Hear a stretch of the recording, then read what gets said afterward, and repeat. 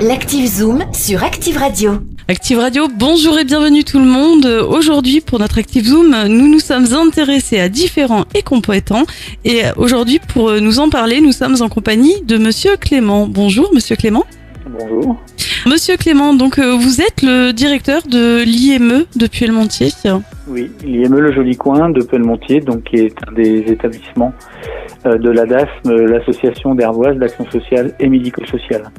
D'accord, et aujourd'hui vous êtes notre invité du jour dans le but de nous parler de différents et compétents. Qu'est-ce que c'est ?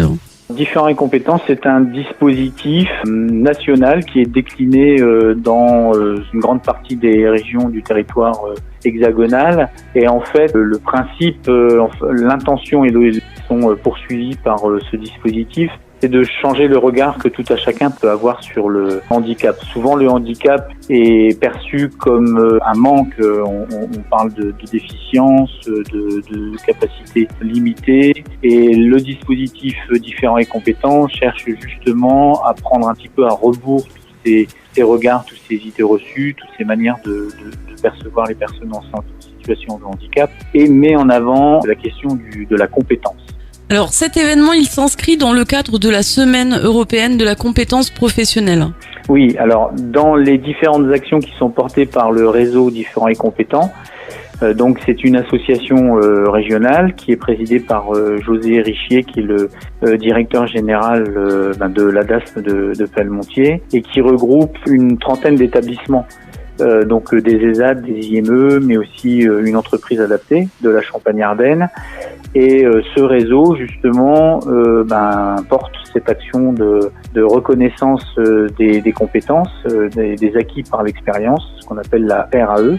Et dans le cadre des différentes actions qu'elle mène, il y a effectivement une journée spécifique dédiée pour justement porter un éclairage plus fort à ce moment-là sur cette question de la compétence et de la reconnaissance des acquis par l'expérience.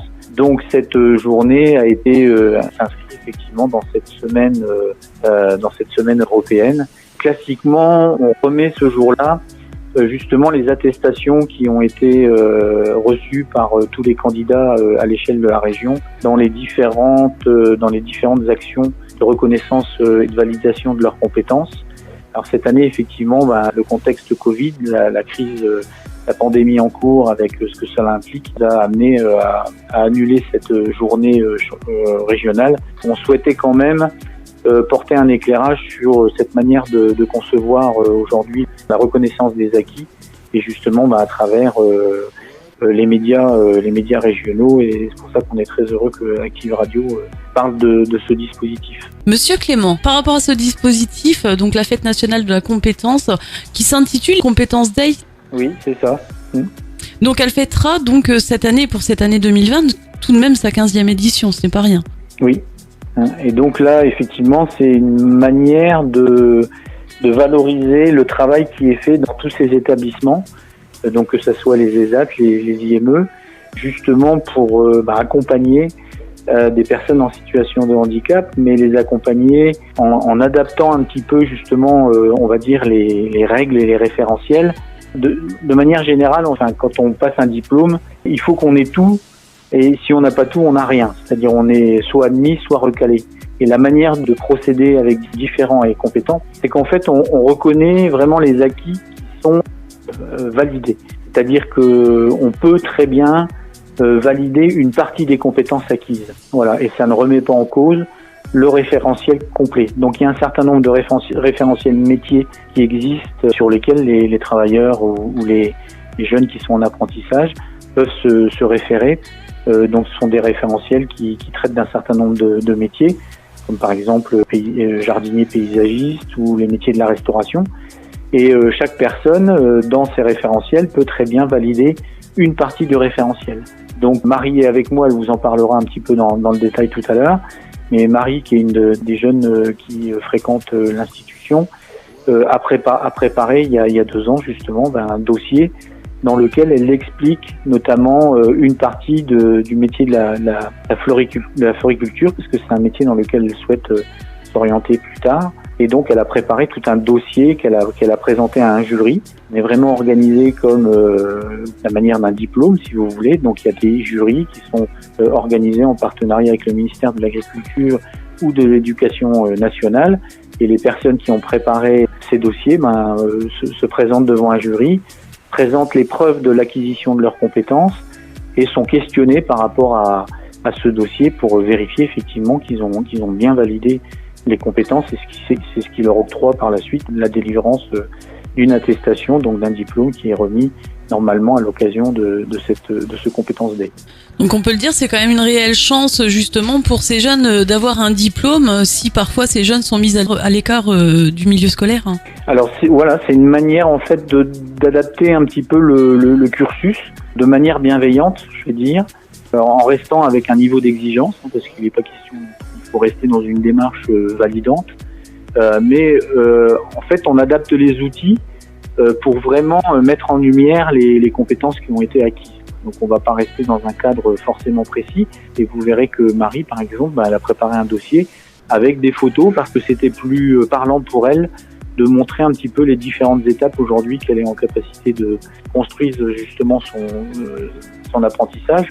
Et voilà, elle a utilisé l'écrit, mais aussi des photos, parce que ça lui permettait de mieux montrer justement au jury les compétences justement qu'elle a acquises dans son référentiel métier. Donc aujourd'hui, il y a pratiquement 900 personnes en Champagne-Ardenne qui ont suivi ce dispositif et ont obtenu une reconnaissance des acquis de l'expérience. Donc c'est vraiment quelque chose qui s'installe progressivement et qui est vraiment dans lequel s'impliquent de plus en plus de personnes. Monsieur Clément, par rapport à cette journée du 10 novembre, du côté de l'IME, le Joli Coin de Puellemontier, qu'est-ce qui va se passer ? Nous, de notre côté, on n'organise pas spécialement quelque chose de bien précis. Alors il y a des régions effectivement qui vont faire des remises de trophées, etc. C'est pas le choix qu'on a fait nous. Nous, le choix qu'on a fait, c'est plutôt effectivement d'essayer de travailler à travers les médias pour présenter ce dispositif.